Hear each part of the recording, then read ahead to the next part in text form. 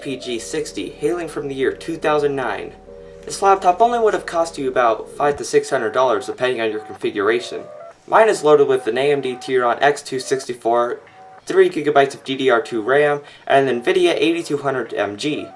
As well as that, this has quite the I/O selection. This thing has 3 USB 2.0 ports, fax, an SD card reader, HDMI, Ethernet, VGA, power in, and a DVD hard drive.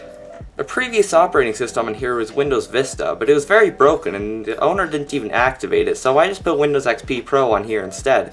Getting drivers onto this thing was a pain in the ass, but I actually had to use an SD card to get it on there, but once everything was sorted out, this laptop functions just fine. As well as that, this thing has the construction of a cement block. And I don't mean the regular, oh, you put the powder and the water together. I mean the stuff that has the big rocks and rebar inside of it. So in this video, we're going to find out what modern tasks this laptop can handle, as well as some benchmarking. Now, the 8200M was never meant for gaming. In fact, its main purpose was multimedia, but we're going to try it anyways. Now, doing basic tasks on this laptop like web browsing, editing text documents, and other simplistic tasks are completely doable, but I would not recommend using this as a Netflix machine since the speakers are absolute crap and the screen isn't very good either. Now, games from the late 90s like Half-Life and Midtown Madness work just fine with this computer and Windows XP, but if you want to get it working properly, you will have to make some minor modifications to the core operating system. You might ask why I didn't test any modern games, and the reason is I don't have a lot of modern games, and most of them aren't even compatible with Windows XP anyways, since it only supports up to DirectX 9. But anyways, moving on to synthetic benchmarks, in Passmark it scores a pretty abysmal 414, which means it's about on par with the Chromebook of today. Heck, this thing is so bad it didn't even score 1 star in any category. That being said, for retro gaming, this laptop is actually pretty good.